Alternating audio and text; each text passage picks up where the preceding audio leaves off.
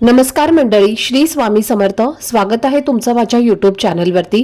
आजचा दिवस तुम्हा सर्वांना खूप छान, सुखाचा, आनंदाचा आणि समाधानाचा जाऊ देत, हीच मी स्वामींच्या चरणी प्रार्थना करते आणि आजच्या या नवीन व्हिडिओला सुरुवात करते.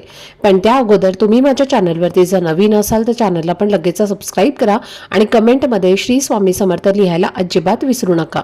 उद्या 18 जानेवारीला म्हणजेच रविवारी मौनी अमावस्या येत आहे आणि या अमावस्येला पौष अमावस्या तसेच दर्श अमावस्या या नावांनीही ओळखलं जातं. प्रत्येक महिन्यात अमावस्या येतेच, पण ज्योतिषशास्त्रानुसार मौनी अमावस्या ही आपल्या हिंदू धर्मात फारच विशेष, पवित्र आणि पुण्यदायी मानली जाते. कारण ही अमावस्या मराठी पौष महिन्यात येते आणि ती वर्षातली पहिलीच अमावस्या असते, म्हणून तिला वर्षातील पवित्र अमावस्या असंही म्हटलं जातं. तर या दिवशी स्नान, दान, पूजा आणि मौन साधना यांना फार महत्त्व आहे. कारण असं मानलं जातं की या दिवशी केलेली प्रत्येक धार्मिक कृती अनेक पटींनी फळ देणारी ठरते. मौनी अमावस्येच्या दिवशी भगवान श्री हरिविष्णू, माता लक्ष्मी आणि भगवान शिवशंकर यांची विशेष पूजा केली जाते आणि त्याचबरोबर हा दिवस आपल्या पितरांना देखील समर्पित असल्यामुळे या दिवशी पितरांसाठी तर्पण, नैवेद्य आणि पिंडदान हे केलं जातं, ज्यामुळे प्रखर पितृदोष कमी होतो, पितरांना मोक्ष प्राप्त होतो आणि ते आपल्या कुटुंबावर, मुलांवर आणि संपूर्ण घरावर आपले आशीर्वाद देतात, ज्यामुळे घरात सुख, समाधान आणि समृद्धी नांदते. मौनी अमावस्येला मौन साधनेचं खूप महत्त्व सांगितलं जातं, पण आपल्या सर्वसामान्य माणसाला पूर्ण मौन धारण करणं हे शक्य नसतं आणि म्हणूनच या दिवशी जर पूर्ण मौन करणं शक्य नसेल तर किमान शांत राहणं, कमी बोलणं, मनावर संयम ठेवणं आणि घरात वादविवाद, भांडणं, क्लेश टाळणं फार गरजेचं असतं. कारण एवढं जरी पाळलं तरीही या अमावस्येचं शुभफळ हे आपल्याला नक्कीच मिळतं. असंही सांगितलं जातं की या दिवशी मन, वचन आणि कर्माने शांत राहून देवाची उपासना केल्यास आध्यात्मिक बळ वाढतं आणि जीवनात सकारात्मक बदल घडू लागतात.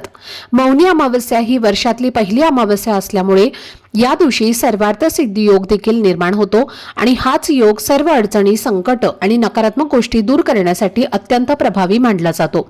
या दिवशी काही खास उपाय आणि सेवा केल्यास केवळ संपत्तीचं सुख मिळतं असं नाही, तर उत्पन्न वाढण्याचे मार्गही खुलतात, असं धर्मशास्त्रामध्ये सांगितलं जातं.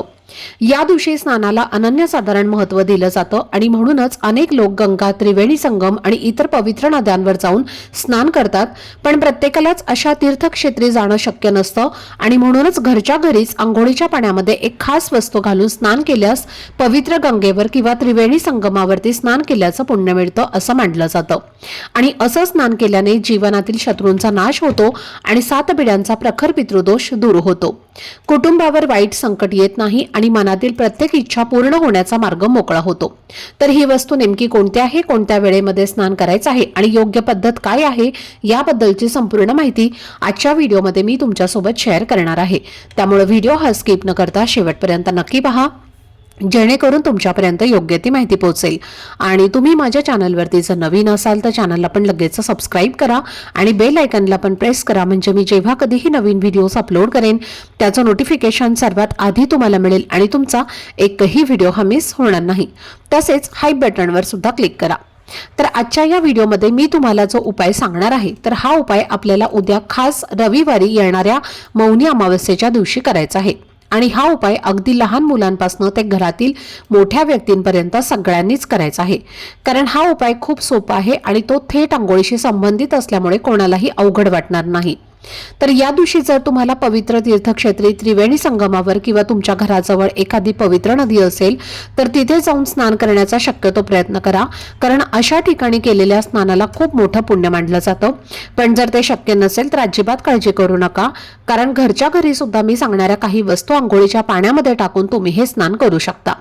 असं सांगितलं जातं की मौनी अमावस्या ही वर्षातली पहिलीच अमावस्या आहे आणि या दिवशी जर योग्य पद्धतीने स्नान केलं तर संपूर्ण वर्ष हे सुखाचं, समाधानाचं आणि आनंदाचं जातं आणि म्हणूनच या स्नानाला खूप महत्त्व दिलं जातं. हे स्नान तुम्ही रविवारी पहाटे ब्रह्ममुहूर्तावरती केलं तर फारच उत्तम. कारण असं म्हटलं जातं की ब्रह्ममुहूर्ताच्या वेळेला आपण जेव्हा स्नान करतो तेव्हा देवी देवता सुद्धा स्नान करतात आणि या वेळेला सकारात्मक शक्ती खूप जास्त प्रमाणामध्ये सक्रिय असते. दैवी ऊर्जा ही पूर्णपणे जागृत असते आणि म्हणूनच शक्य असेल तर पहाटे 4:30 वाजल्यापासून ते 5:30 वाजेपर्यंत स्नान करण्याचा प्रयत्न करा. आणि जर त्या वेळेमध्ये तुम्हाला नाही जमलं तर तुम्ही जेव्हा कधी स्नान कराल तेव्हा हा उपाय नक्की करा. कारण काही दिवस असे असतात की त्याचं महत्त्व आपल्या संपूर्ण आयुष्यावरती परिणाम करतं आणि मौनी अमावस्या हा असाच एक दिवस आहे ज्या दिवशी स्नानाला विशेष स्थान दिलं जातं आणि म्हणूनच हा उपाय आवर्जून करायला सांगितलं. या दिवशी जर योग्य वस्तू आंघोळीच्या पाण्यात टाकून स्नान केलं तर जीवनातील दुःख, संकट, अडचणी, अडथळे हे हळूहळू दूर होऊ लागतात आणि प्रखर पितृदोष हा देखील कमी होतो असं मानलं जातं. अनेक वेळेला असं होतं की आपण खूप मेहनत करतो, खूप कष्ट घेतो, पण तरीही मनासारखं यश मिळत नाही, इच्छा पूर्ण होत नाहीत आणि अशा वेळी हा उपाय आपल्या कष्टांना योग्य फळ मिळवून देतो असं सांगितलं जातं. आपल्या सगळ्यांनाच आयुष्यामध्ये यश, पैसा, स्थैर्य आणि समृद्धी हवी असते. मात्र लक्ष्मी आणि कुबेरांची कृपा आपल्यावर कायम राहावी, आर्थिक संकट, अडचणी दूर व्हाव्यात आणि आपल्या मेहनतीला भरभरून यश मिळावं अशी प्रत्येकाचीच मनापासून इच्छा असते आणि म्हणूनच मौनी अमावस्येच्या दिवशी केला जाणारा हा उपाय फार प्रभावी मानला जातो. अनेक वेळेला कुंडलीतील काही दोष, ग्रहांची कमकुवतता किंवा ग्रहांची कमकुवत स्थिती किंवा ग्रहदोष यामुळे पैसा मिळूनही टिकत नाही, अचानक खर्च वाढतो किंवा मेहनतीचं योग्य फळ मिळत नाही. पण हा उपाय केल्याने ग्रह मजबूत होतात आणि कामात स्थिरता मिळते असं मानलं जातं. याशिवाय जर तुमच्या आयुष्यामध्ये गुप्त शत्रू असतील, समोरून गोड बोलणारे पण मागे वाईट विचार करणारे लोक असतील, जे तुमचं नुकसान व्हावं अशीच इच्छा ठेवतात, तर अशा नकारात्मक लोकांचा आणि शत्रूंचा प्रभाव कमी करण्यासाठी हा उपाय उपयोगी ठरतो. आपण अनेक ठिकाणी ये जा करत असतो, काही ठिकाणी नकारात्मक घटना घडलेल्या असतात आणि तिथली ऊर्जा न कळत आपल्या सोबत घरी येते आणि मग घरात अडचणी, तणाव, अस्वस्थता वाटू लागते.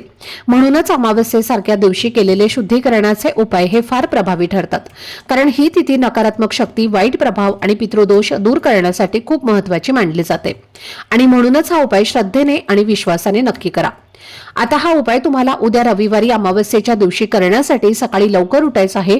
उठल्यानंतर तुम्हाला सर्वप्रथम आंघोळीचं पाणी काढायचं आहे आणि या आंघोळीच्या पाण्यामध्ये तुम्हाला सर्वप्रथम गंगाजल टाकायचं आहे.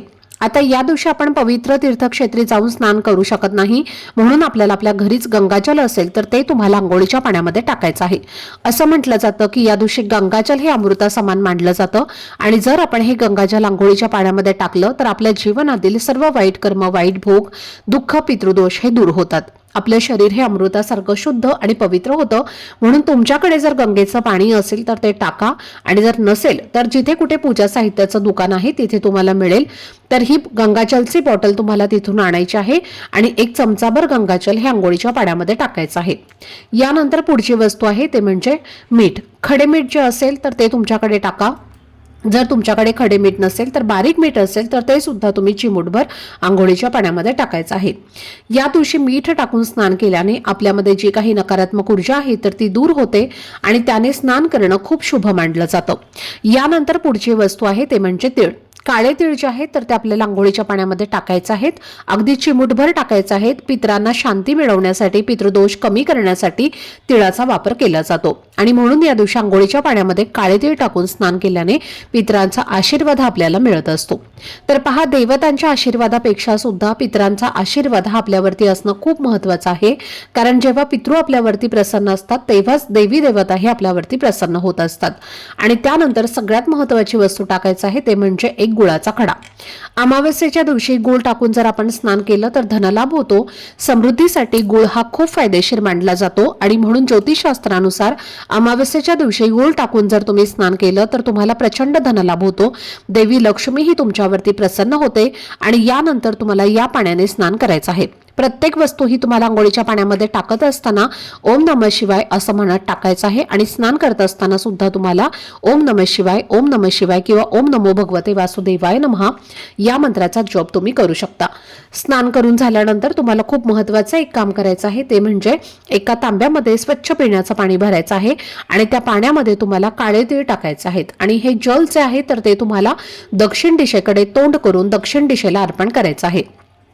कारण दक्षिण दिशा ही पितरांची दिशा मानली जाते आणि या दिवशी पूर्वज जे आहे तर ते दक्षिणेकडून मृत्यू लोकातून पृथ्वीवरती येत असतात आणि जेव्हा आपण हे तिळाचं पाणी त्यांना अर्पण करतो तेव्हा ते प्रसन्न होतात आणि त्यांचे आशीर्वाद हे आपल्या कुटुंबाला आणि आपल्याला मिळत असतात. त्यामुळे प्रखर पितृदोष हा देखील दूर होतो आणि म्हणूनच या दिवशी प्रत्येकाने दक्षिण दिशेला तोंड करून काळे तीळ घालून जे जल आहे तर ते तुम्हाला आवर्जून अर्पण करायचं आहे. त्यानंतर या दिवशी तुम्हाला तुमच्या देवघरातील देवांची विधिवत पूजा करायची आहे।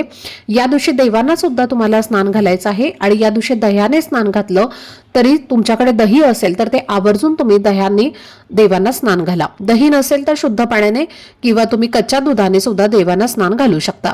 धूपदीप अगरबत्ती लावून तुम्हाला तुमच्या घरातलं वातावरण हे प्रसन्न करायचं आहे। त्याचप्रमाणे या दिवशी घरातील एका तरी व्यक्तीने आवर्जून व्रत करावं। तसं आपण प्रत्येक अमावस्येला व्रत करत नाही, पण असं म्हणतात की या अमावस्येला घरातील एका तरी सदस्याने व्रत करावं, जेणेकरून घरातील सर्व दोष, अडचणी, संकट, दुःख, दरिद्रता जी आहे तर ती दूर होत असते आणि कुटुंबामध्ये सुख, शांती, समृद्धीही प्राप्त होते। त्याचबरोबर मौनी अमावस्येचा दिवस हा भगवान शिवशंकरांना देखील समर्पित आहे। त्यामुळे या दिवशी महादेवांच्या मंदिरात जाऊन शिवलिंगावरती जल आवर्जून अर्पण करावं। जल अर्पण करत असताना सुद्धा त्यामध्ये काळे तीळ हे तुम्हाला टाकायचे आहेत। बेलपत्र शिवलिंगावरती अर्पण करायचं आहे, पांढरी फुलं अर्पण करायची आहेत आणि हर हर महादेव या मंत्राचा जप करा। भगवान महादेव हे अतिशय भोळे देवता आहेत आणि भक्तीने भावाने जर तुम्ही एखादी सेवा केली तर त्याचे तुम्हाला नक्कीच शुभफळ जे आहे तर ते प्राप्त होते। तर ही अत्यंत महत्त्वाची माहिती मला तुमच्या सोबत शेअर करायची होती। आजचा हा व्हिडिओ जर तुम्हाला आवडला असेल, माहितीपूर्ण वाटला असेल तर व्हिडिओला लाईक, शेअर आणि चॅनलला सबस्क्राईब नक्की करा। भेटूयात पुढच्या व्हिडिओमध्ये। तोपर्यंत सर्वांना श्री स्वामी समर्थ।